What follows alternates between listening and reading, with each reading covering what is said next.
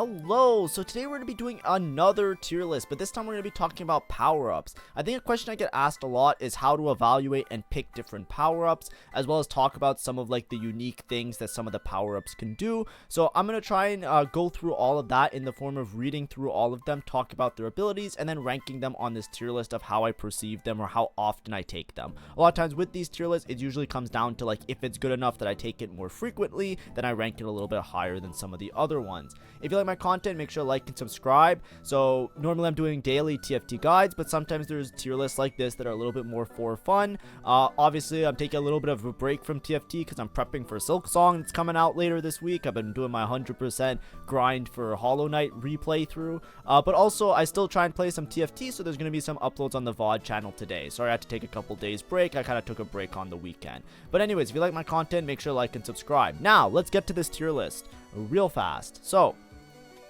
100 push-ups. This one gives damage reduction every 3 rerolls. You get permanent damage amp.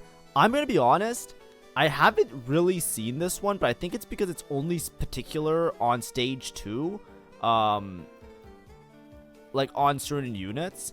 This one is kind of awkward because a lot of the units that it's offered to don't really want damage amp that much. Like I think I've seen it on like Darius, for example, and I feel like it's not really useful. But this is like really good for like a reroll unit to get like a scaling damage amp, but it just feels really slow. Basically every 6 gold you get 1 damage amp. It's like you have to spend like 60 gold just to get 10 damage amp. It feels like a little bit understated to me, so I put it in C tier. It's something I'm very rarely strictly taking for any of those units, and I feel like it's not super great on any of those units because a lot of them have better conditions, which we'll talk about later, like Darius Jace and even Katarina. There's just other options that are just better.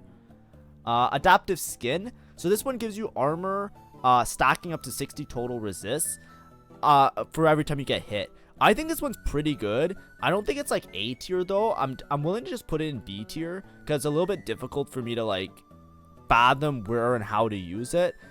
It's kind of like really good if you're going against like auto attackers. So let's say like you're going up against an Ashe, for example, because you really want to stack up that armor and magic resist.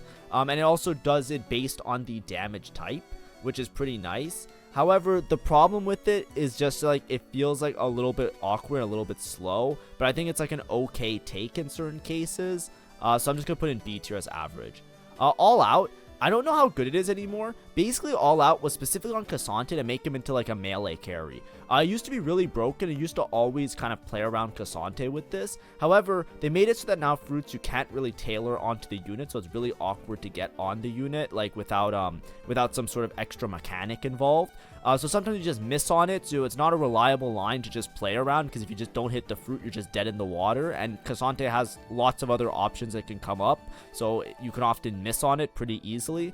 And then additionally it got nerfed. So like even when you do hit with the Cassante, he's not up to snuff, if so to speak. He's not doing as great things as he used to do. And it doesn't have good matchups into the current landscape of the game where there's some like heavy scaling and burst damage users. A lot of the melee units just get exploded, right? Imagine Cassante going into like a Yuumi board, or Cassante going into a Ashe board, right? He's gonna easily get destroyed in both those cases. But I'll put it in B because if something changes with the units or the power up, it can very easily be strong. Annihilation. So this one you gain 12% damage amp, increase to 28% after the first takedown. I think this one's pretty good because it does give a big chunk of damage amp. Remember we were just talking about 100 push-ups, that it takes so much gold to get to a meaningful damage amp, so it's a little bit awkward. I know it gives durability, but just like in terms of like combat power, it feels a bit weak. This one's pretty good because it doesn't have to be first kill. You get 12 up front, and then after first takedown, which means as soon as a unit dies and you touched upon them, like participate in the kill, it gives you the damage amp. I think this one's okay to take. I'll put in B tier, right? It's not like a first choice, especially on Rise. It feels really awkward. Actually, you know what? This one might be, it's hard to rank this one because both Jhin and Rise that would get Annihilation both have other sources of damage amp, so it's not usually my first choice. However, I don't know exactly where to rank it. I'll put it in C tier for now just because I feel like I never take it on Jhin or Rise, but it's not bad, right? It's just that it feels like diminished returns because usually with these units, I either want to get something that scales up their base stats a little bit more, or I want to take something that just increases their damage by other means. Rise the Strategist gets a bunch of damage amp through other means, of course, and then Jin is a sniper and gets it through other means. But if I have to pick, this is a very viable option because it is a lot of damage amp either way, so it's going to scale up the damage pretty high. But it's on the less common pick, so I'm going to put on the C. Artistic KO, I think this one's really good if you're playing around Jin carry. It's like one of the ones you can't really skip. It got nerfed.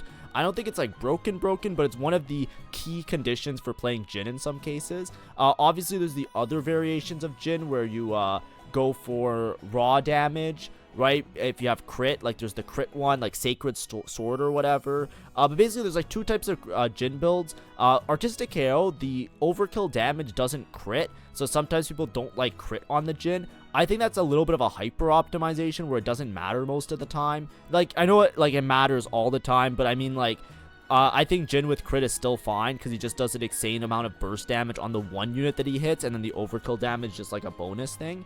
But the thing is, this just empowers every fourth attack just be like massive, and that's part of like Jin's kit, so he basically just like one tap or like do insane things. I think it's like if you're playing Jin, you usually can't skip it. It's like a must take all the time because it's just so much extra damage, so definitely A tier. Next we have Assassinate. Is this one still around? I don't know if this one's in the game.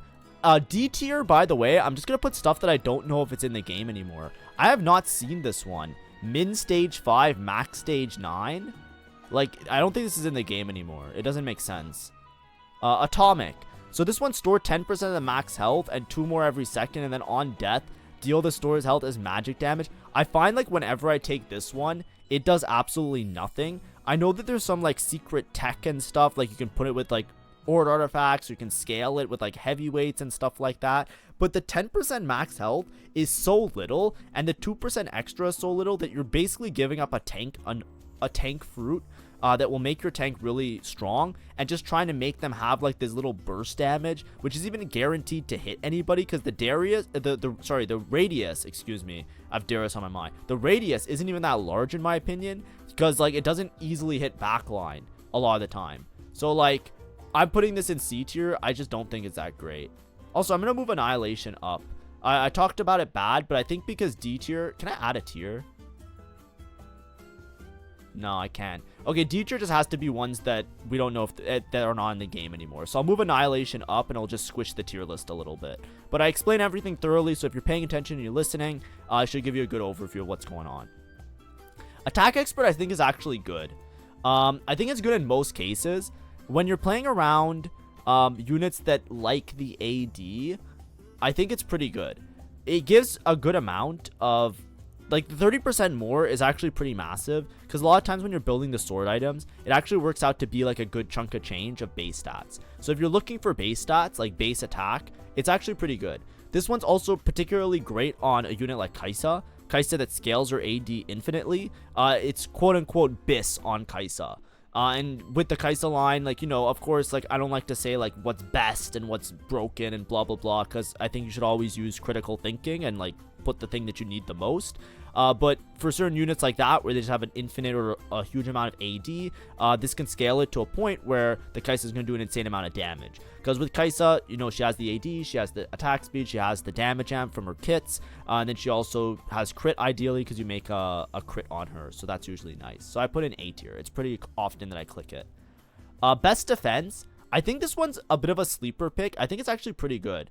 So this one's more of a damage dealer, similar to Atomic, but it actually works a lot better on the units that you put it on. So basically, when they grant or receive shields, you add that shield's value as physical damage on the next attack. It actually makes the units do an insane amount of damage, specifically Poppy, Kabuko, and even Shen in some cases.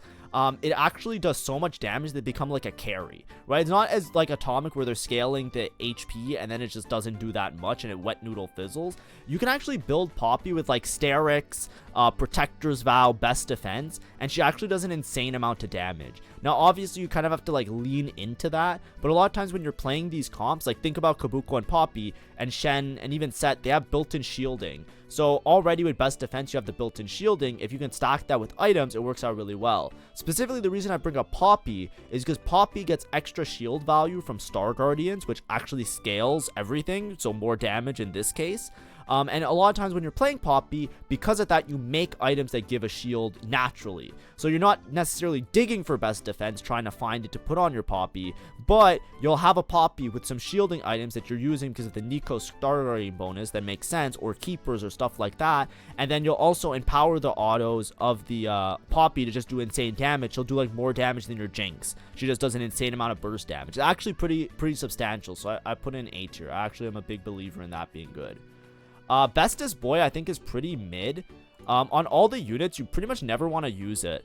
I don't know if it's good for Rammus, because I don't have much experience with Rammus in particular, but I know for a fact that the Smolder damage and the ability power for Kog'Maw, I think it's just too slow, right? Every 5 seconds, you gain like a little bit. It feels like it just doesn't give enough stats to the unit, and there's other fruits that are going to be better on these units. Strictly on Kog'Maw, you're looking for either your build with Fairy Tail or your build with Caretaker. Those are like really important on him. Or on Smolder, you're looking for something that scales his damage a lot more than this. Rammus is the only one I'm unsure about. If it's really good on Rammus, I don't have a good, like, 13% HP. I don't have a good bearing for it because I have not played a lot of Rammus. But usually Rammus, I'm going more for, like, Unstoppable or other stuff like that. But for right now, I'll put in C tier. It's just, I think it's very rarely the correct choice. I think there's just better options on all of the Lulu options. Blade NATO. Attacks deal 20% of basic attack damage as physical damage to enemies within a range of the target. This one I just never see because I don't play any of these units. I'm never putting a fruit on them. Like when Volibear was meta, it wasn't that great on him. So I don't have a good understanding of this one. Like a personal like playing understanding is what I mean.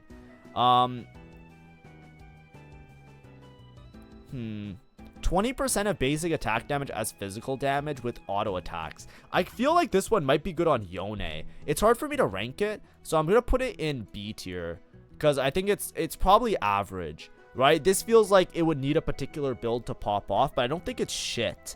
I think it's just like, it's probably just like on Yone. I think it's bad on the other ones. I think it's bad on Viego because usually not scaling AD on Viego. I don't think it's particularly great on Volibear, but it's so hard to tell because Volibear is just so not often played. And then Lee Sin, you're usually not going for this fruit on him. So it's just down to Yone. So I'll put in B tier just because I don't know. Blink attack. I think this one's kind of mid. We're going to put in B tier. It seems like it would be really crazy with some of the interactions between like Katarina, Akali, even Echo. It might be really good on Echo. Echo is like when you have Izakai in. But I'm pretty sure it's not that great on Jace or Darius or Lee Sin, to be honest. Maybe Lee Sin. Juggernaut Lee Sin? It might be. But I think it's pretty mid. Because it's like, you do like extra damage. And you do like this extra magic damage. But if you don't have Shred, it usually doesn't matter that much. And the blinking effect is really good on certain units, but I think they removed all the units it was broken on. Because it used to be broken on Volibear and it used to be broken on Viego, right? Katarina, she already blinks, so you're basically just doing a little bit of extra magic damage on her next attack. And the next attack usually isn't that crazy because it's her ult that does the massive damage. So it doesn't like scale with like all of that, and that's like the bigger problem. I don't know if it works really well on Darius, because when Darius resets, it might pop off and do a lot of magic damage. But I don't see this as being broken to a point where I'm like clicking it very often, like a must click, like an A tier. It's more so like you try and do some weird interaction and see what it goes with. Blood Brothers, this one I've tried it before, and it's hard to say because it's so hard to tell how much 20% extra damage is. But basically, if you're playing Yasuo Yone, which used to be really common if you were playing Mighty Mech level 9, this one was pretty good. And you can actually get it as a 2 trait, I think. Right? I think you can get it on both of them. But I don't think it scales it. But basically, like, when you have damage dealing by Yone and Yasuo, then, when you have, their damage will basically do extra 20%. So it's basically like a 20% amp, which doesn't seem like a much, but it's like over 2 seconds, so it has like a dot effect. It works out okay, but that's why it's like B tier, because I feel like if you can scale up either one of them to be really powerful, I think it would be a little bit better. But of course, you get value for 2 units with this, I think, because you can put on like Yone, and then it will apply on Yone and Yasuo, I think. Or I might be mistaken. It's hard to tell. I don't know the exact inner workings of it, but I'm pretty sure it's like not crazy strong. It's just like B from my opinion, from my testing at least. Bludgeoner, I think Bludgeoner is A tier actually. This one's one that's really slept upon. So attacks and abilities ignore 40% of enemies' armor. I think this is a good option on almost all of the units, and you very rarely can skip it. There's a lot of fruits that do absolutely nothing and are just dog shit. And that's just like the way the fruits are kind of designed. And then there's some of them that are absolutely broken that you always want in a unit. But something like Bludgeoner is something that slips under the radar. Ignoring 40% of enemies' armor is actually a lot, and it does substantially increase the amount of damage that you can do. This can work as a replacement for Sundering. Early game, obviously late game you still need to have Sundering to reduce their armor further. But even if you have armor reduction, this still is like a flat ignoring of enemies' armor, which is really strong. So even if you sunder and then ignore 40% of that, it's actually pretty substantial. And it could help out on a lot of units in order to get snipes, in order to kill backline units where Sundering can't get as well. And I think it's just a really efficient way of scaling up the damage that you have and dealing with some of those big tanks. If you think about a lot of the crazy tanks right now, like Leona, like a lot of them are like scaling up on those armor MRs. Even like an Udyr, for example, with the Titans and the Gargoyle, right? A lot of times, like, being able to bypass some of that armor can really make a difference in you chewing through those front lines and chewing through into those back lines as well. So I definitely think it's an A tier. I very rarely skip this one because this is one of the more generic ones on all the units that you can pretty much justify just taking and being like relatively strong. You might re-roll it later for something like to try and get like a high cap win out type of fruit, but it's not something you can easily skip. There's really good justifications to take it in almost all, in a lot of cases at least. Body change I think is also really good. Body change I'll put in A tier as well. So body change, I think this one's also a little bit slept upon. This is insane. I find this is insanely good in Star Guardian, by the way, but I think there's lots of opportunities for this. So with tank anomalies, there's a lot of them that are kind of misses. Like think about Atomic, for example. Like this one just sucks, right? It just does like a little bit of damage. It always feels like it sucks, right? Something like body change, basically you get a 30% health shield and the ally gets a 30% health shield. So the 30% health shield, that's effectively 30% health on your tank and 30% health on another tank. That's a lot, right? It's not just like 30% health on you yourself. It's 30% on you and 30% on somebody else. Now, granted, it's in the form of a shield. It's a little bit different than just raw HP. Obviously, I understand that. I'm not saying it's raw HP, but I'm saying is it's similar to that. And that's close enough, right? That is pretty good. Because you're not like imagine like in Star Guardian as well, you get the shield bonuses because of the Nico bonus. Like this shit is actually like it's something that you look at and you're like, whatever. But like you really can't skip this a lot of the time. That's why it's definitely an A tier. I don't think it's S tier. It's not giga broken, right? But it's like if you see this on a tank, you're like, yeah, I'm happy with this, and usually you take it.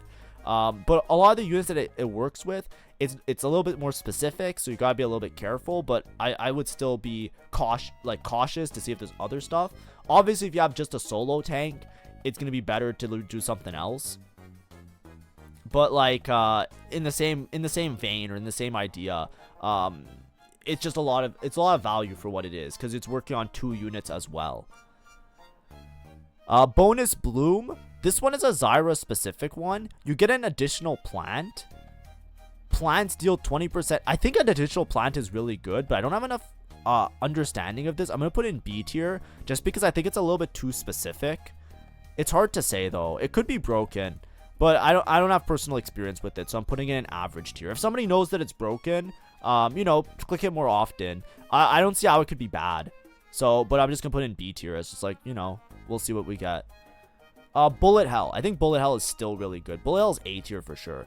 All the units that can use Bullet Hell, basically, they changed a little bit. Before, Bullet Hell was like broken. It was like S tier. Because what it did is it rounded up and you just fired more projectiles. But now it's kind of like A tier. I think that it's like it's another one that you can't really skip on any of the units. Ashe, Kai'Sa, Yuumi, or Janna in the weird case that you're playing Janna. Basically, by firing 30% more projectiles with your abilities, you're basically saying your abilities are going to do 30% more damage. That's basically another way you can say it. It doesn't matter how many exact projectiles you're shooting, but you're shooting more projectiles, which is pretty massive. Now, there are some cases where other things are better. For example, with Yumi, there's times where Super Genius is a better choice. With Ashe, there are times where like Shadow Clone is probably a better choice. Kaisa, there might be like Attack Expert that is a better choice. But if you see Bullet Hell, you're pretty happy because you're basically saying I'm getting a 30% bonus on all the damage that I'm doing via ults, which is pretty massive. And a lot of these units have pretty chunky aggressive ults that are what's doing a lot of their damage. Now it rounds down, so sometimes not exactly 30%, but it is like it is something you just see and you usually click. Caretaker, I think, is busted. We're gonna put an A tier as well. So Caretaker, this is now the new like Kog'Maw enabler or Kog'Maw line that you play it with. But basically, whenever you cast, you shield the lowest percent ally for like scaling AP. So a lot of times you want to put this on a unit that's casting a lot and shielding a lot. That's casting a lot and gaining AP so that the shield becomes pretty large. Kog'Maw in particular usually play with protectors for that reason, so the protectors get durability when they're shielded, so there's synergy there. And then additionally with Kog'Maw eventually, if you get him to level 30, becomes a chain cast bot. What I mean by that is Kog'Maw attacks so fast, if you put some mana gen on him like a Shojin, the new way to play Kog'Maw is you put Shojin Archangels on him. You don't make Gwinsu because he has enough attack speed when he gets to level 30, and it's very high cap, especially with Caretaker, because he just perma casts and perma scale shielding. So the front line that is all protectors just never die, and then he just keeps shielding them more and more and more and more, and they just never die. And because he has like infinite gaining attack speed basically, because that's how his ult does and everything, he just like perma cast with the mana gen, and you just like do it. I think like there's certain Kog'Maw builds where you actually go double Shojin, and then it takes him like 3 autos or 4 autos to cast, and you just like cast, and there's like constant uptime of shielding on all the units, and it just grows larger and larger as the fight goes on. It's so hard to chew through. It's obnoxious. Of course, like a lot of times you need an artifact. The problem with Kog'Maw isn't Caretaker build, it's getting there. Because a lot of times with Kog'Maw, you're going to be really weak leading up to the point where you're in this infinite cycle where you're making like unkillable shielding units. So a lot of times Kog'Maw is artifact dependent for that reason, because without the artifacts, level 0 to 15 Kog'Maw isn't going to kill shit. And then level 15 to 30 Kog'Maw is still not going to kill shit. So a lot of times you need the artifact to stabilize you in the early game so that you actually reach Kog'Maw 3 and reach level 30 Kog'Maw. But I digress. Play Kog'Maw. If you're a Kog'Maw player, highly consider Caretaker. It's extremely strong on him. I'm not sure how good it is on the other units. I feel like it's been pretty good on some early game units as well, like Syndra and Janna, especially like if you have like low mana thresholds. That it can actually work out pretty nicely leading up to that point. But it goes in A tier similarly to like Artistic KO. You can treat Caretaker like an Artistic KO alternative. Additionally, it could also be really good on Star Guardian because they get the benefit of the extra shielding. So I can see this being a pretty good option, Syndra Ahri into Star Guardian, and having like those extra shield bonuses because of the Nico passive. Classy, I feel like this shit sucks. I don't know what it is about it, but basically your last listed trait is 40% more effective. I feel like this is always a bad option. I don't know why, but 40% of whatever their last trait is always feels really bad unless you're playing deep into the last trait.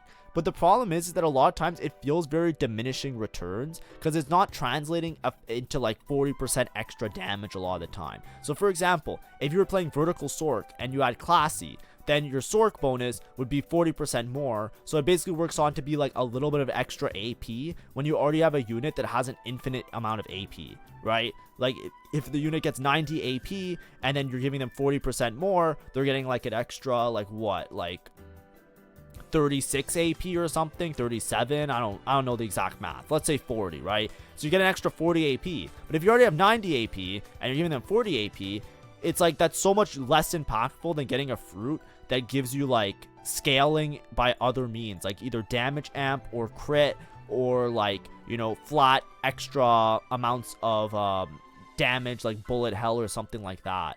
So a lot of times it just feels really awkward to take, and I feel like whenever I see this, I very rarely want to take it just by that means. It feels like it never maths out to being good enough to take, even when you do play deep into one of the traits. I can see it being a little bit better on like a sniper, for example, or maybe like prodigy in some cases, but there's better fruits for all the units that you would think of for those. So a lot of times it's like, usually only if you're forced to take it, do you take it.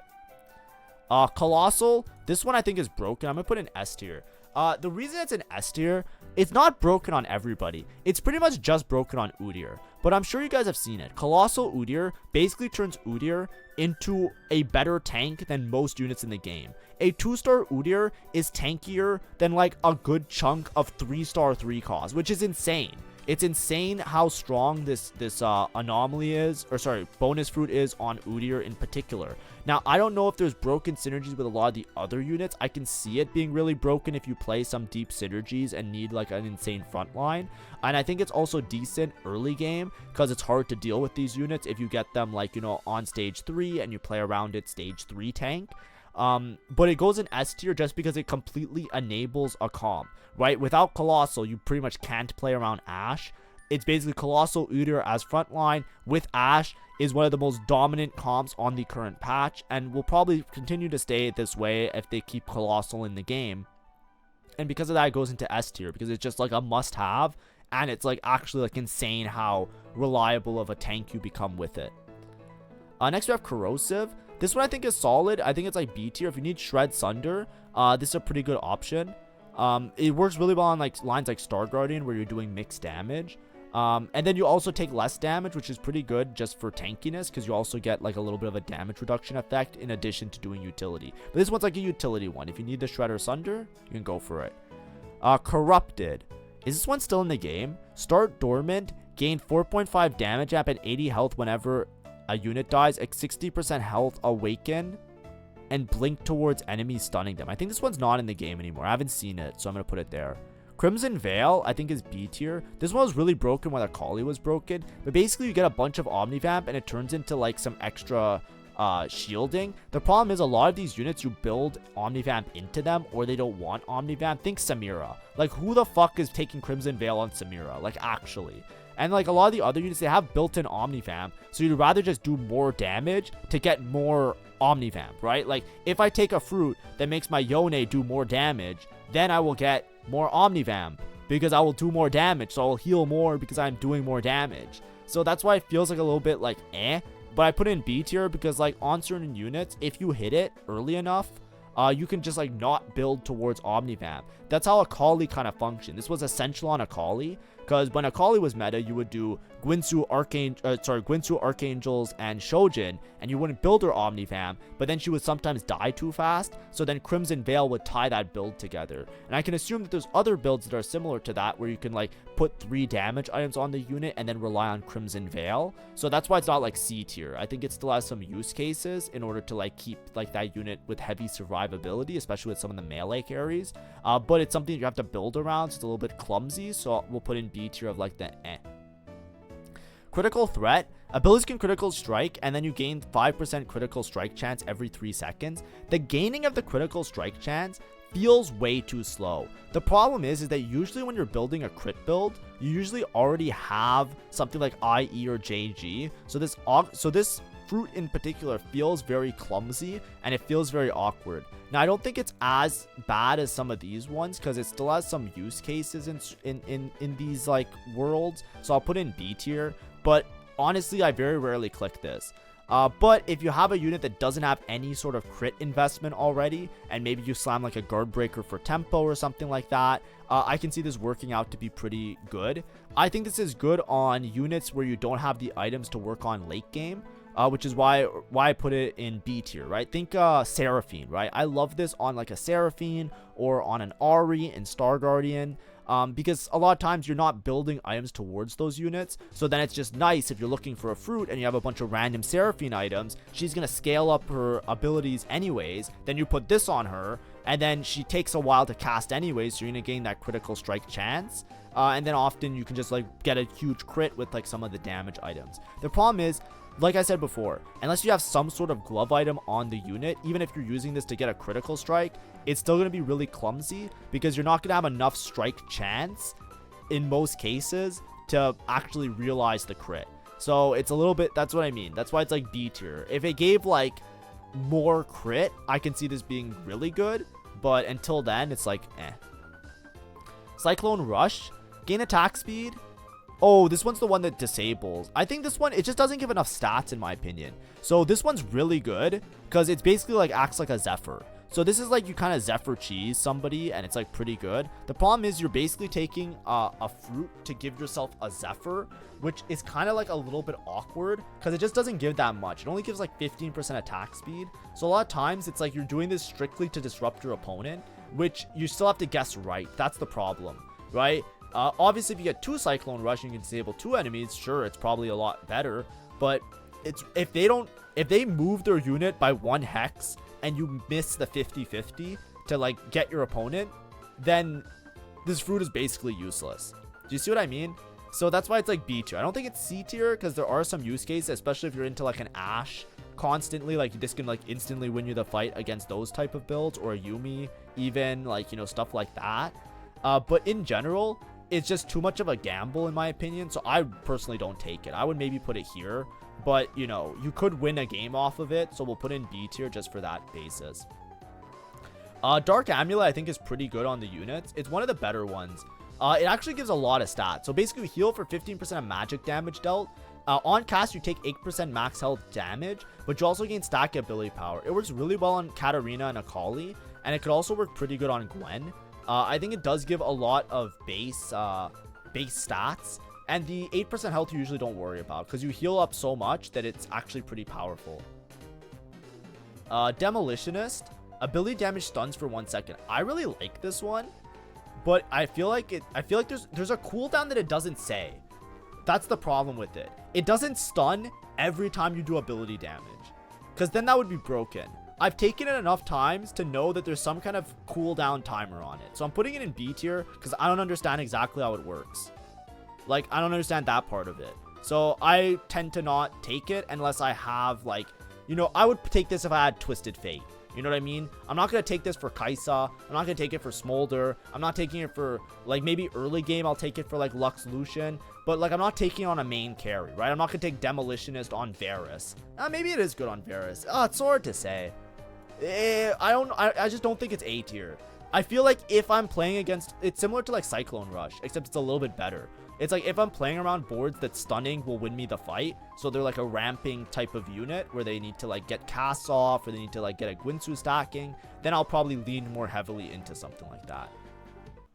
Desperado. After every 12th attack, fire 5 projectiles at the closest enemies that deal 120 of the base damage as physical damage. I took this once and it felt very underwhelming. I'm gonna put it here. I think it's just like the 12th attack problem. It's just too slow. So I don't think it's C tier. I don't know if it's C tier, because some units can really use it if they're like auto attacking a bunch. I've seen it do pretty well on like a Gnar, for example. And it just takes so long. 12th attack. 12th attack. 1, 2. It's so hard to say. I'll put it in C tier. I think we need to put more things in C tier. I think it's just too slow. I think it does a good chunk of damage. I think it could be broken on somebody like Kai'Sa. Maybe it could be broken on somebody like Smolder, but it's just so long to get 12 attacks. So you're just playing down a fruit for like so much time just to get some extra burst. It feels like it's so non-impactful.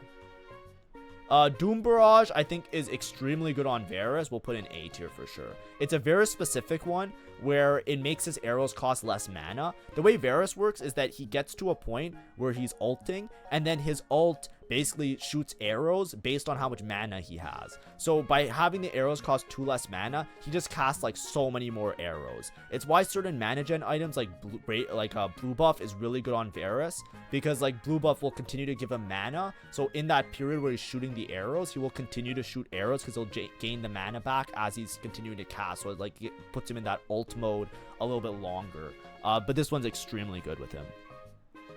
Double Strike. This one's okay, but it's not like an essential one. I think it's a B tier.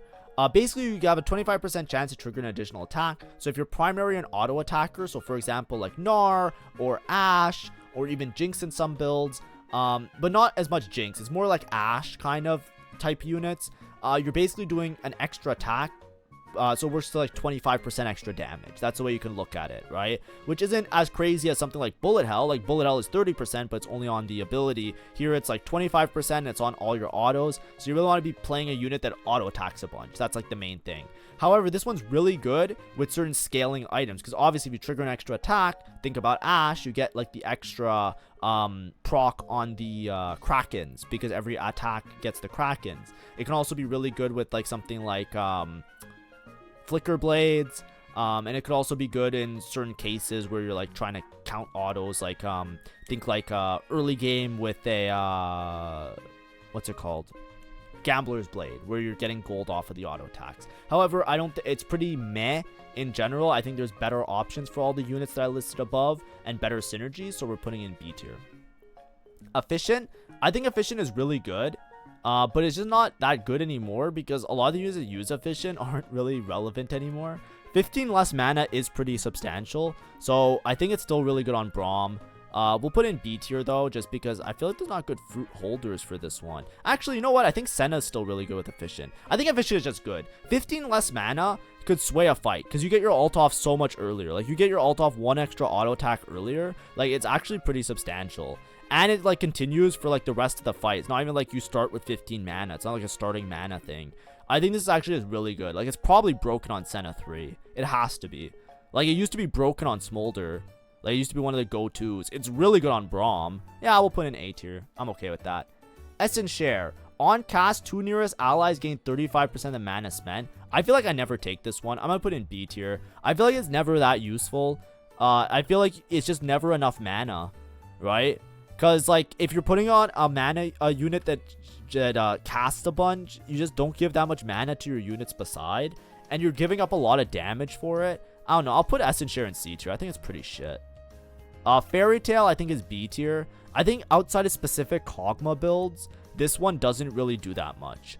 You basically cast 2 fairies every time you every time you cast, you spawn 2 fairies, and they do more damage as the game goes on. However, you need to have a unit that casts a bunch. I've taken this, and even on Kog'Maw, it feels like the Fairy Tail doesn't do that much extra damage unless you have like a Dawn Core. Like, it's actually just so absurd how much you have to scale this.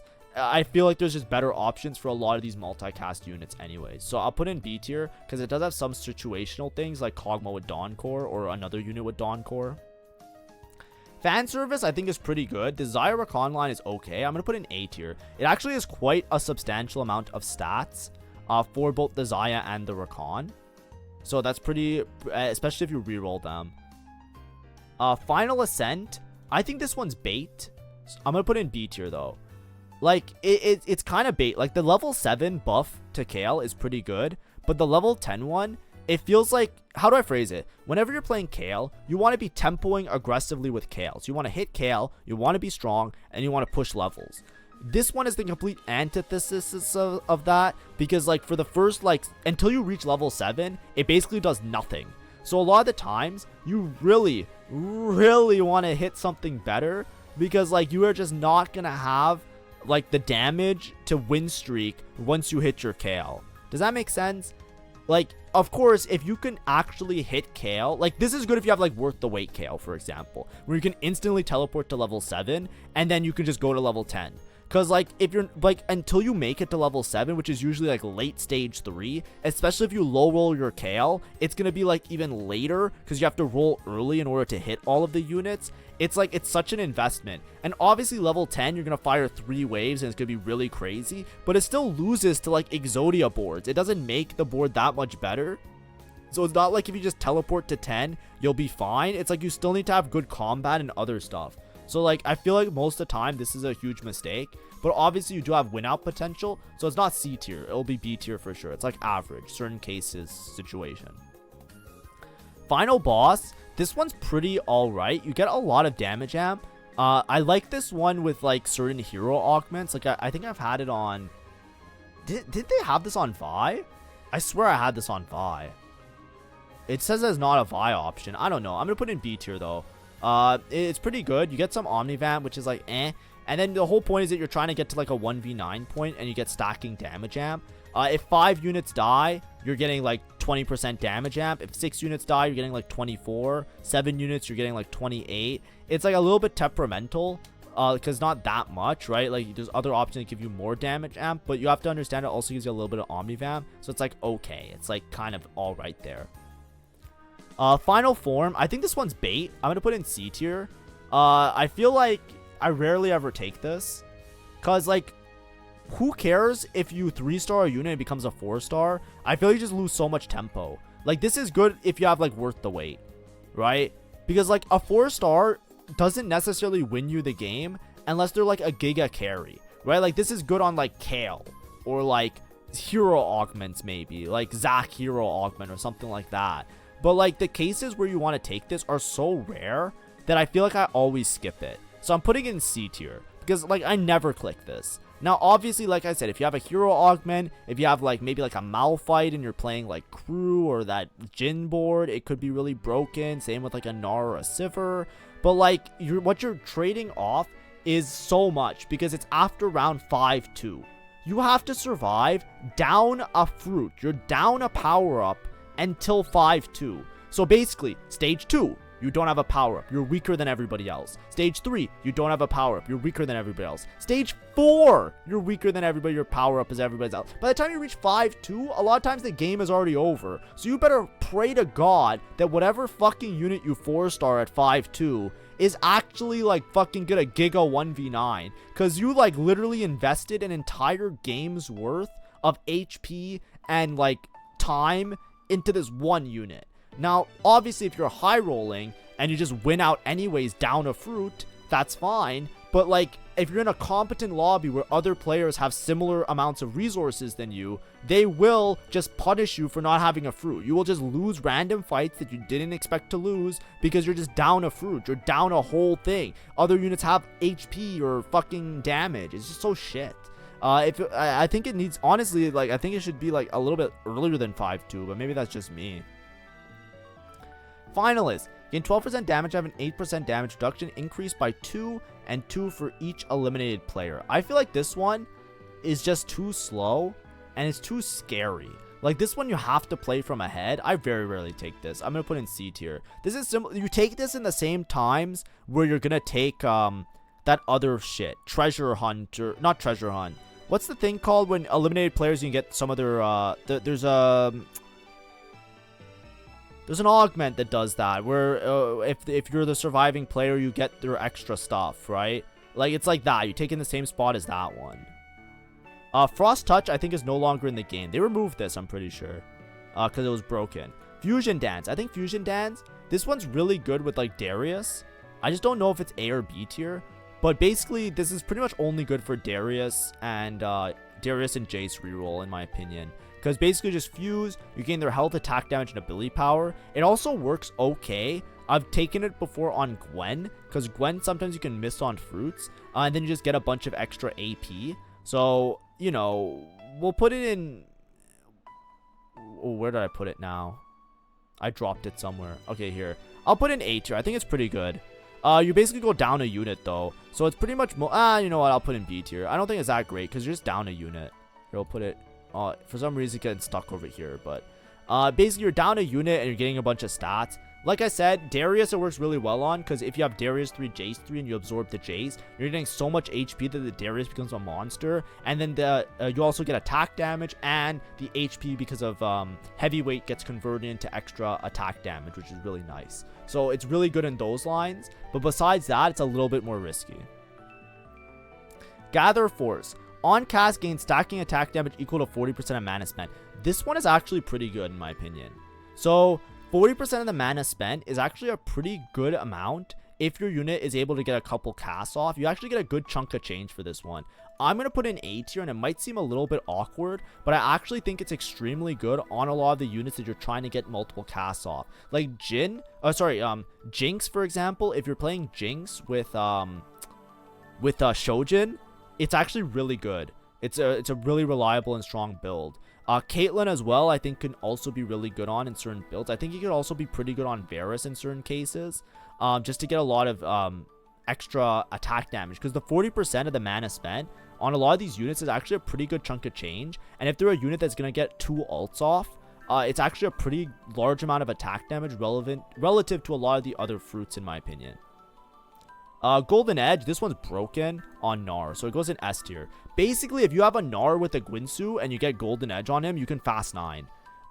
It's like that with a lot of other units as well. A lot of times you're pairing Golden Edge Guinsoo and like an insane early game, but it's pretty much just the Gnar check. It goes into S tier, not because it's good outside of Gnar, it's just because it's so insanely strong that it has to be an S tier. If you don't know the interaction, basically Gnar attacks a bunch. Put on a Guinsoo, he attacks infinite. If you get Golden Edge on him as well, a lot of times you can stabilize and be okay to just fast 9 off of this interaction alone. Pair that with other stuff as well, like a Gambler's Blade or something like that. It generates so much gold. Now, it's pretty much a Gnar specific tech, by the way. It used to be okay on Kale as well, but I just think Kale is so much less reliable as a damage dealer in the early game.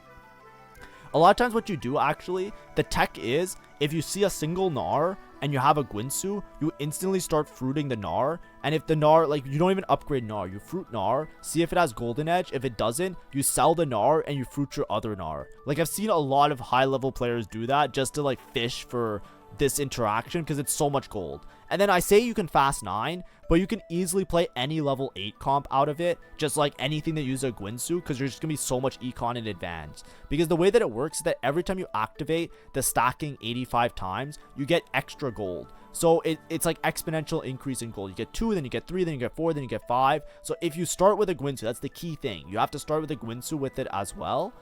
You basically can farm like 30 plus gold off of just this fruit, which is insane. It's insane. It's actually insane. It's like almost like a prismatic in terms of how much gold it's giving you.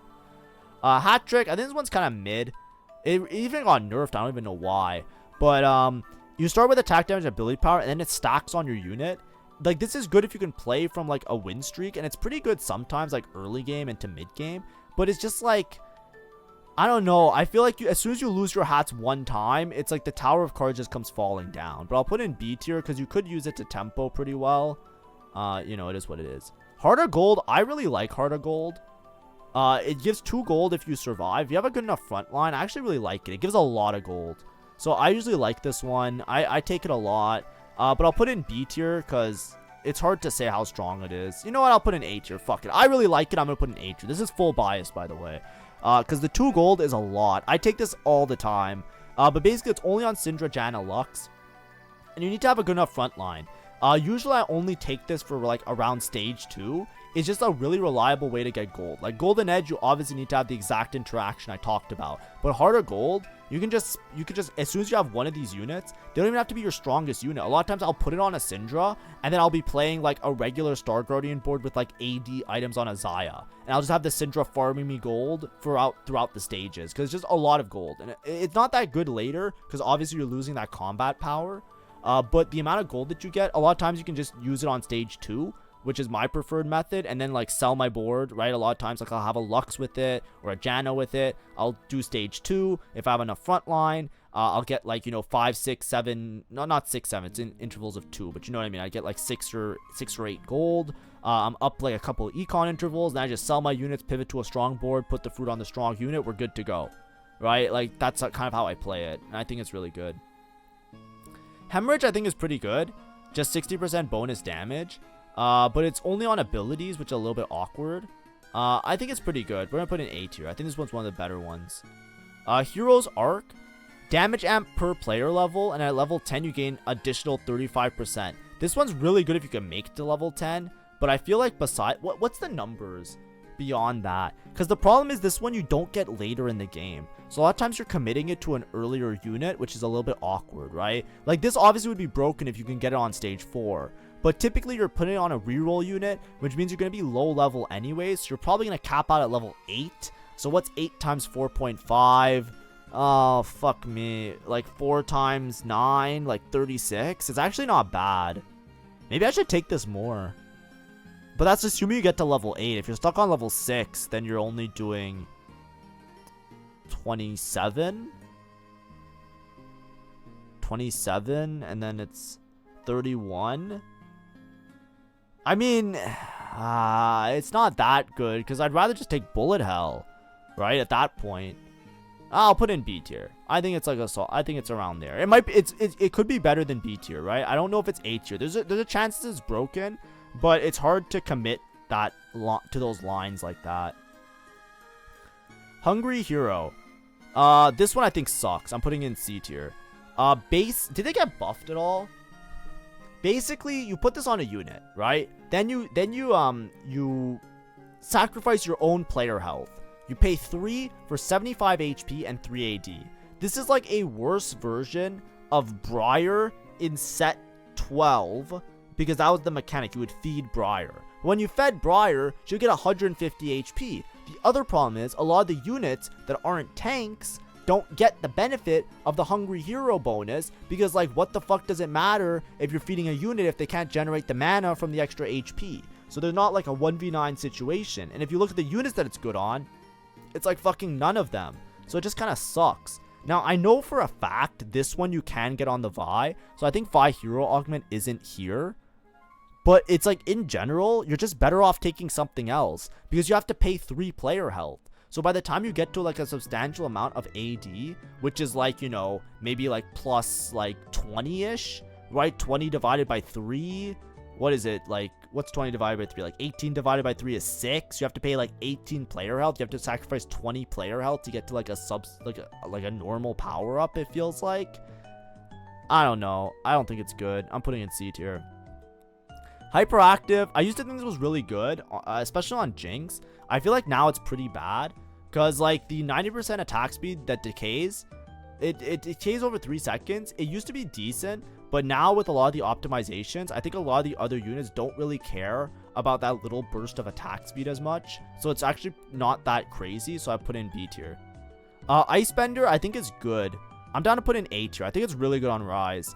Basically, combat start, you're basically frozen for 3 seconds. Then after, you chill, which basically reduces attack speed of units for 4 seconds with his ability. And then you do 30% bonus damage to adjacent enemies, which means that it hits on both sides for 30% bonus damage, which is actually a lot. It gives a lot of AoE spread to Ryze's ability. It recently got buffed, and I think it's really strong. I think it's one of Ryze's best fruits. It's a Ryze specific fruit, and a lot of times if you're playing towards Icebender, you can build towards certain items. For example, blue buff, and I think Archangels usually have on Ryze anyways, but stuff that scales while he's frozen for 3 seconds is extremely powerful. And I think blue buff, I don't know if they're going to change it, but I'm pretty sure blue buff gives him mana while he's frozen for 3 seconds. Now don't quote me on it. Don't quote me on it, because like I haven't tested on the current patch, which might be different, but I think that's why blue buff looks really good on him in the stats. Now I heard this from other people that are much better than me, but I haven't personally tested it myself, because when I had a Ryze game with Icebender, I didn't have blue buff on him. So I just want to put that out there, but I'm pretty sure that's how it works, and it's really strong in those cases. Inner Fire. Every 2 seconds, burn and wound, and then you take 15% less thing. This is like, if you need anti-heal, it's good. So B tier, like average, right? Kahuna Huna. This one I think is decent. I don't know how strong it is. It's like only good on auto attackers, which is mostly like a Gnar and an Ashe thing. Except I don't think it's like broken. Every 6 attacks deal 150 based on AD true damage. I think that just doesn't do that much because it's over 6 attacks. It used to be really broken. I think it's still good on Gnar because he auto attacks so much. But I think on Ashe you have better options. So I'm going to put it in B tier. Keen Eye. This is the same as the other one, Bludgeoner. Yeah, so A tier. Same reason as Bludgeoner. It's just the AP version. Killer Instinct. Abilities target the lowest health enemy in range and gain 3 mana regen. I think this one's like okay. Like I can see it being really good on like an RE3 type of build, but I feel like it just griefs a lot of the time. Because half the time I feel like I'm just targeting the wrong units. I don't know why. But maybe that's a me thing. Of course, like the 3 mana regen is pretty good, but this isn't really giving you power. It's just giving you redirection. And the thing is, a lot of these units don't have enough range to be able to snipe the backline. So really, you're just like juggling between killing other frontline units. Now it's pretty good on Ari because if she kills a unit, she gets like the overspill effect, right? Especially if you have like a Ludens, like there's obviously crazy builds with it, but it's like you need to have that crazy build to unlock it is what it feels like most of the time. Living Wall, 20 armor and magic resist, and then you give a bunch of attack speed. I think this one's like okay. It gives more like utility, right? Like it gives a lot of attack speed to your backline allies, which is more of like helping your backline do damage and not helping you tank as much. So I feel like it's kind of a little bit mid, in my opinion. Maybe I'm wrong because the attack speed might be really good, but I think a lot of the units that you pair with Living Wall are usually casters, and they care less about the attack speed because they have mana regen. So it just feels a little bit clumsy. So for me at least, I don't like it that much. So I'm going to put in B tier as like average. I'm sure it has use cases, but it's not crazy. Mage, I think is B tier as well. On certain units, it's pretty good. In certain builds, it's pretty good. I just find that like the problem with the abilities casting twice that is not A tier, it sounds like it would be broken because basically you do 25% less damage, but you cast twice. So it's 75 and 75, which sounds like it would be 150, which means it would be a 50% damage increase on your ult. That sounds like it'd be crazy. The problem is, it doesn't take into account cast timing. So when the abilities cast twice, they have to wind up and do the ability cast 2 times. And a lot of the units that use this have really big cast timing. Think like Seraphine and Jinx and even like a Lux or a Kaisa. A lot of times you just want the upfront damage instead of waiting for the other cast to go off. So I think it's like B tier, but obviously it's really good. Like Seraphine, she's never going to cast more than once. So it's like really good on those units. But if a unit is going to cast multiple times, a lot of times, how do I phrase it? It's like, okay, I took it on Jinx one time, right? And she attack. She cast her ult. Then she waited like a couple seconds and cast her ult again. And what I'm thinking to myself is I would rather in that fight have casted a powerful ult and start working on my second ult and then cast my second ult. Because in the time it takes to cast the second ult, in the time it takes to cast your ability twice, you can work towards the next ult that you would do. And I know that sounds like fucking crazy talk, but you have to trust me. Like, you have to look at the game and actually like math it out. It's actually not as crazy as it sounds. Now, it's still good, right? It's still going to be better than like a lot of other options. It's still going to be something you can take. And it's really good on certain units that have fast cast times. Like Karma's a little bit faster with her cast. So it's a lot better on Karma. And obviously, it's going to be good on a unit like Seraphine. Because Seraphine, you don't care about getting to the second ult. Because you're never going to get to the second ult. She takes so long to cast in the first place. You're only going to get one ult off anyways, right? So obviously, like that's not what I'm talking about. But I'm saying on all the other units, it feels really clumsy is the best way I can phrase it. So I don't think it's broken. It's not like S tier, it's not A tier. I think it's like if you can take it and you have a build for it, it makes sense. But there's other options that could be better and there's other options that could be worse. So it's like in that average tier for me. Holy, this is gonna take forever, man. We're already at an hour. Okay, I gotta speed up. Magic Expert.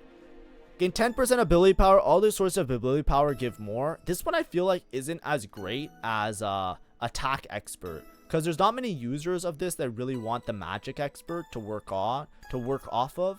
Ability power is different from AD because AD scales your auto attack. So scaling your AD is pretty massive, but scaling your AP only works on your ult, so it's a lot less value. So I'm gonna put in B tier.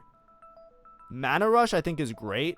We're gonna put in A tier. I think it's one of Jarvan's best things. You just start the game off with an ult. It's kind of nuts. A tier.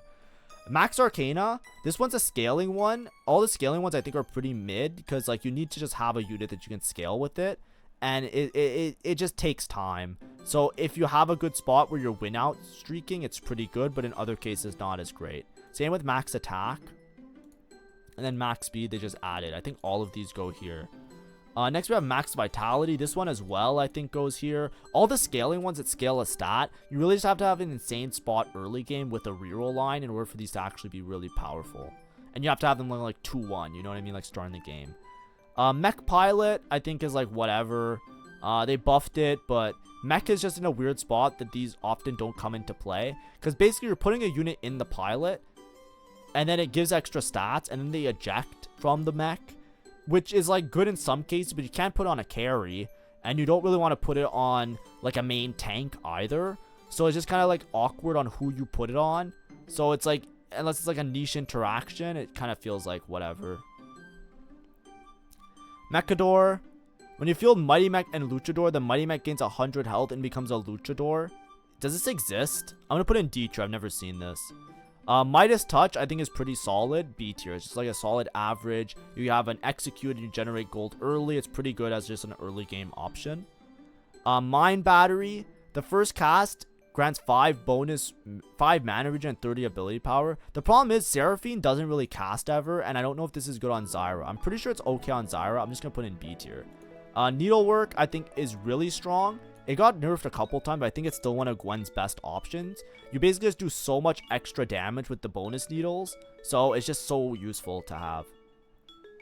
Not done yet. When the champ has died, they gain 18% health, 10% Omnivamp, and 25% damage amp. It's pretty good, but you need like your unit to die. So a lot of times you're like scaling up a unit. It's a little bit awkward, and it's a little bit anti-tempo. So B tier, it's like a little bit awkward to get to work.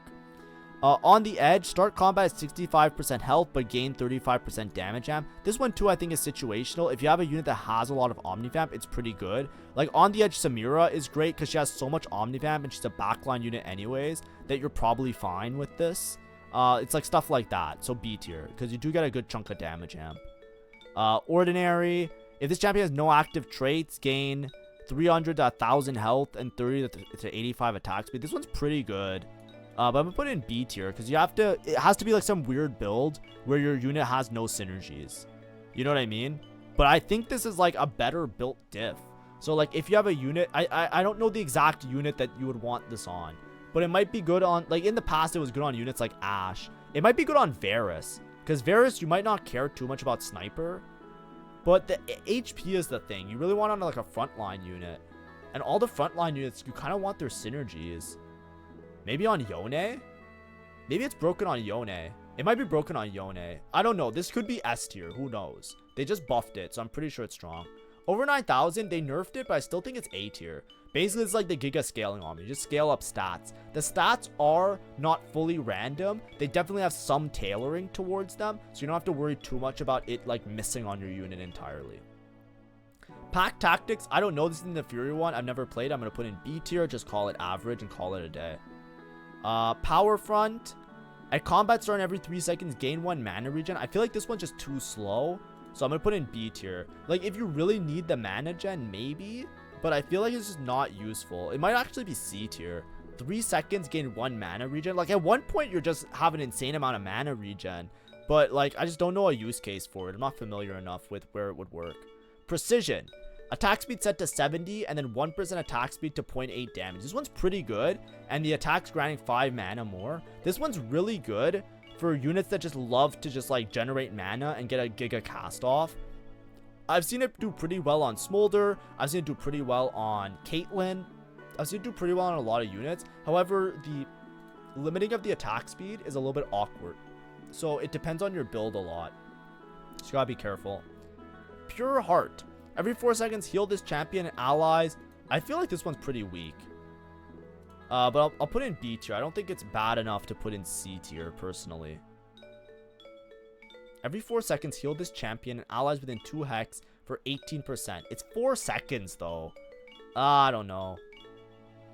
This is good if you have, like, a Giga frontline. Like, I can see this being good if you have, like a full Juggernaut frontline or a full Bastion frontline. You know what I mean? Because then you just do so much healing. Pursuit. Lucian's ability dashes, fire one. I don't know enough. This is a Lucian specific one. I have not played it, so I do not know. I'll put in B tier. Ramping Rage. They grant attack speed. I think it's like 3%. This one's like okay. It basically like gives like the old Gwynsu effect, but it doesn't scale it nearly as much. So I feel like it's pretty mid in a lot of cases. Rare Treat. I think this one's essential, but it hurts your max cap. Basically, if you see Rare Treat, you pretty much always have to take it because it's just so much tempo. But then you're just accepting that you're going to have a lower max cap. Because as soon as you get the plus 15 monster trainer levels, it's now going to be harder to get later levels. Because as you level up, it becomes more XP to the next level. So basically, you're hurting the total amount of trainer levels that you're going to have on your unit. But you spike a lot earlier. So it's a pretty good investment because it can stabilize a lot of these stupid Lulu lines. Regenerative. Heal 6.5% max health every 3 seconds. I think this is pretty good. And increased healing. This is really good in certain lines where you have other means of healing. So for example, like Star Guardian or protectors, right? Like not protectors, prodigies, right? Those type of things. Resistance. I think resistance is really good. If you're fighting against auto attackers, reducing every instance of incoming damage is massive. So this is great into Ash boards. It's also great into like multi-hit units, like even like sometimes against Yumi or Senna or Rise. It can actually do pretty good things, I think. I'm not sure if it works entirely well on Senna or Rise. I think it worked well because I saw like the blocked text coming up, but it could have been from like other random units attacking. So I'm not 100% sure, but this is really good into auto attackers. So pretty good option. I really like it, A tier. It's also really good early game as well, but you get on only mid stage 3, but if you can get on a unit on stage 3, it's pretty massive. Rising Chaos S tier for sure. This one's a Syndra one. It basically turns Syndra into a 4 cost or some bullshit. I don't know. It's so broken. So much extra damage on her. If you haven't done it, like Syndra, you basically always roll fruit on Syndra to see if you hit Rising Chaos. If you have an AP opener, you put a Syndra with Rising Chaos, that's like your opener. It's so broken. Robo Ranger, this is another Mighty Mech one I'll put in B tier that I'm just unsure about. Round 2, I think is pretty good. Is it A tier though? I think it's probably B tier as well. This one, I take it if I have good items, I take this. Soul Fighter. Is this one still in the game? I think this one is really good. This one's really good early game. I'll put in A tier. This one's insanely good early game. If you put 1 Soul Fighter, they get 4 Soul Fighter. So it's just so good for tempo. Oh no, it says min stage 9, max stage 9. I think this one's out of the game. Yeah, I'll put in D tier. D tier meaning like not in the game. Selfish. I feel like this one's a little bit underpowered. We'll put in B tier. But it's basically like a tank one. You get durability and then you heal for damage dealt by other allies, but I feel like the healing is not that impactful and doesn't give you that much extra frontline, so it's kind of like eh. Serious Slam, I don't know how good this is anymore because I have not seen it be good on Viego and stuff. Shadow Clone, this one's S tier. I think this one's like good on everybody. Basically, you have a clone that deals 22% damage, so basically you can think of it as like a 22% increase in damage, which doesn't sound like a lot, but that second clone has a lot of cool interactions. Artifacts, things like gamblers, or things that like, you know, can generate gold. On hit effects can also apply with these, which are really nice. Additionally, it's another body. So like if you are trying to clutch up in like a 1v2 at the end of the round, a lot of times like that unit can just die. It really works well on like units like Ash, Twisted Fate, even Varus, like units that have like ramping scaling, because then the clone, even though it does only 22% damage, it will have like a clutch gene effect because eventually they'll reach a point where they're melting everybody anyways. It used to be broken on a lot of other units, but they removed it. Like it used to be broken on Rise because of mentor bonuses as well. I feel like this is one that if you see it, you usually can't skip it. It's usually like good enough to call on a unit, and it's like often like a really good choice. S tier. Singularity, B tier. This one's one of those scaling ones. You become like a Giga unit, and then you deal extra magic damage. If the units die, you gain permanent HP, so it could scale you into late game, but you have to have it early.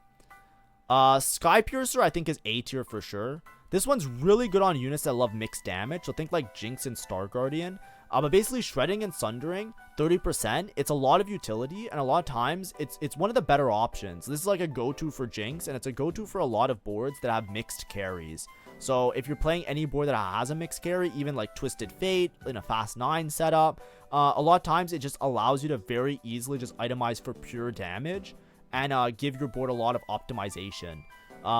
Especially with units that don't have good fruits. So Jinx notoriously doesn't have that many good fruits you can use as a power-up. So when you're playing Star Guardian, a lot of times you're prioritizing something like Sky Piercer, right? You're just building giga damage on Jinx, and then you're hoping to just put Sky Piercer on her. And then your whole board does extra AP because of Xayah passive, and your high cap is going to be Seraphine, which is going to be an AP unit. So out of nowhere, you're just like in a good spot to just do a bunch of damage. Additionally, it has like the extra damage amp in addition to the shred and sunder, so there's like a good like extra like little like, you know, there's like a little sprinkle on top that can help you out there in terms of doing damage.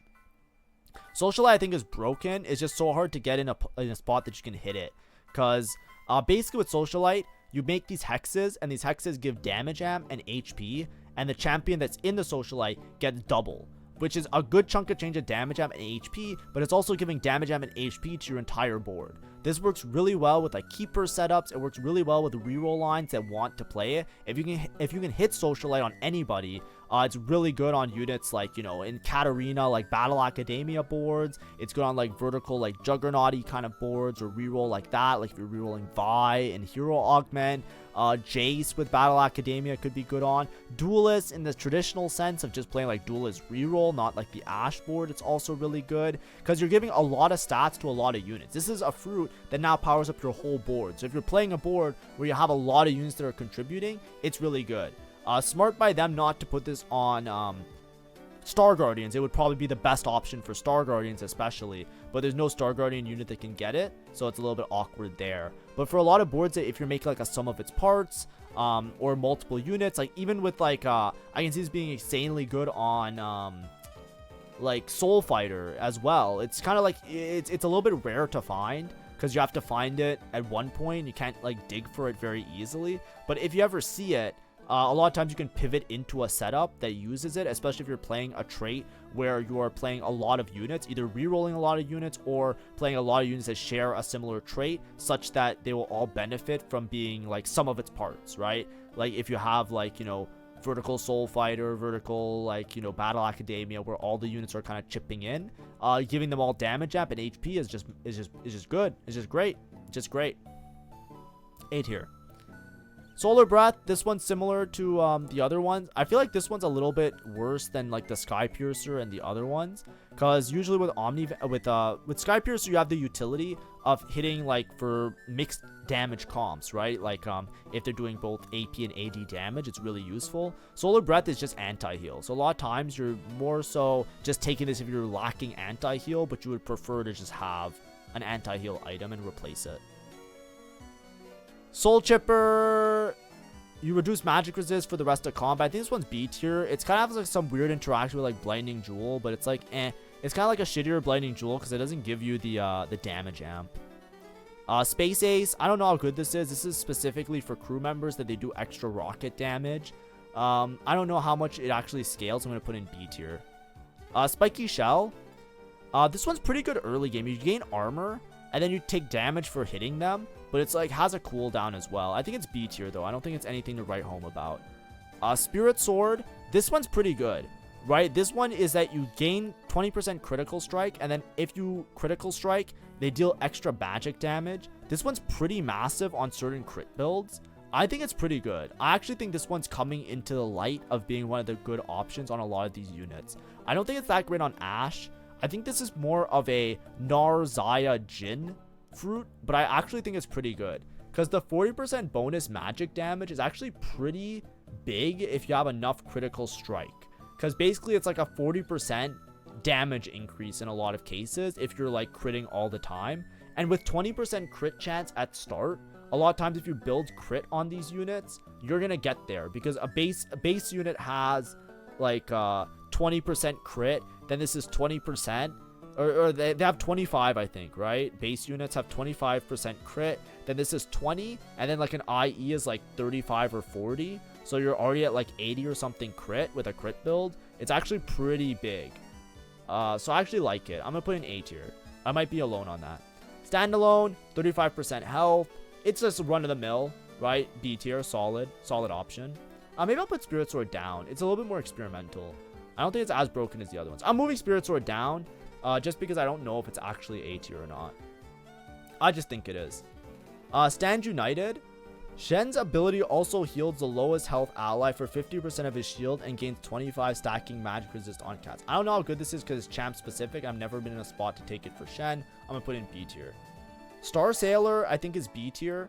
Like a lot of times you're going for better options. It's pretty good on the Star Guardians if you're playing vertical Star Guardian, don't get me wrong. But a lot of times it's just like the 25% increase bonuses isn't as good as like a solid tank option for Poppy or a solid damage option for Jinx or Seraphine or the other ones.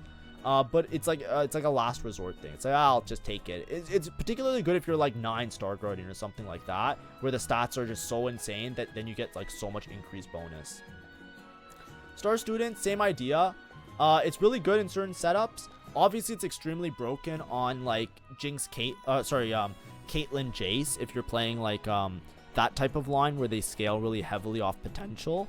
But you know, it's kind of like a lot. Like there's other options that are often better, but you usually take it like as a solid pick for if you're playing like any of the Star Guardians, because it just gives you like increased abilities, right? Stormbender I think is pretty good. It got nerfed. So I'll put it in B tier. It used to be A tier for sure, but I'll put Stormbender here. Basically, you do extra damage with this little thing that's like circling around all the other units. It used to scale off crit, and it no longer does, so it does a lot less damage than it used to. Stretchy arms, I think this is broken on units that want to have stretchy arms. Like stretchy arms Viego is good. Gangplank is no longer good. Yone might be good. This one's like, there's too many broken interactions with stretchy arms, so I'm just going to put in A tier, because increasing your range is kind of nutty. Strong Spark. Every 3 seconds, zap the closest enemy for 9% of their max health as magic damage. Whenever an enemy is stunned, zap them. I feel like this one's very situational. Do I ever take this? Zap the enemy for 9% every 3 seconds. And whenever they're stunned, zap them. So you're zapping them for 9% every time they're stunned. Like, I could see this being great on some units, but the problem is the unit has to have a lot of stun, and it just doesn't give them tankiness. I think this is C tier. I really don't like this one, because like the amount of damage you get for this is really not that great unless you have a unit that's stunning infinite. Like, I can see this being good on Rammus, but then you're trading off like a tank thing on a Rammus to make him more of a damage dealer. I don't know how good it is. Maybe we'll put in B tier because I just don't know, but I think it's C tier. Super Genius is pretty good. This is a good option for a lot of Prodigy units, just because like usually when you're playing deep into Prodigy, you can basically use this kind of like a knockoff Archangels, right? You just gain a lot of AP based on mana regen. So if you have a lot of mana regen from something like Prodigy, works out pretty well. Supremacy, I think this one's kind of mid. You don't really care about the extra execute, so it doesn't really do all that much. Surge 66, I think this one's pretty mid as well. Basically, it's just a lot of attack speed, but you have to get to 15 and 66 attacks in order to get like a decent amount of attack speed and AP, so it feels kind of mid.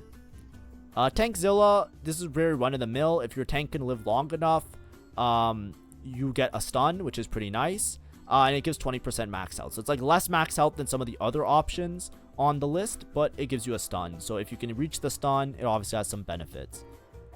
Thrill Seeker, this one heals based on kill. This one's pretty good, especially if you get to 2 Thrill Seeker, but it feels like a lot of the boards that would use this aren't super relevant right now, so it's hard to gauge it. Tiny Terror, I think, is also over here. You get 12 attack speed, and then you just like kind of go nuts, but it's like, it's kind of hard. Trickster, I think Trickster is broken, but it got nerfed a lot, so we'll put in B tier. Basically, you summon a target dummy, and you gain some damage amp. Before, it used to be a lot more damage amp. So now with the lesser damage amp, it's mostly just like a disruption thing where you basically jump to a backline unit. It has some interactions where you can win rounds for free, but I don't think it's particularly crazy or broken. Ultra Stance. This one I have no idea because I don't play Lee Sin. But basically you get +1 to the stance trait and you get 100 HP. I don't know how useful or crazy this is if there's specific boards that make use of it. But I'm going to put in B tier because I don't know. I've never seen it or played it. Unflinching. 15% Omnivamp, and then you get immunity to crowd control. A lot of times you have something that, if you care about crowd control immunity, a lot of times you have crowd control immunity. So this unflinching, basically you're just taking for CC immunity, and it's only for the first 15 seconds. I think it's B tier. It might even be C tier, but I can see the use case of you put it on a unit to just like not have to deal with CC, right? Like, because that's nice, but like it doesn't give that much. The Omnivamp is really useless this set because a lot of units have built-in Omnivamp because of the way they redid rolls. That's why I feel, you know what, I'm gonna put in C tier. I feel like I never take this shit. Let's be real. Unstoppable, I think, is S tier. Unstoppable basically just makes your unit into like a stun bot. It's so fucking obnoxious and annoying, and you can very rarely skip it. Now in certain lines, if your front line can't support one of the units running away, then it's not that great, and I feel like a lot of people are taking it less and less. So I don't think it's S tier, but it's definitely A tier. It used to be S tier, but I think the new wave now, especially with like a lot of the units, is instead just going for more tankiness or more damage on a lot of the units.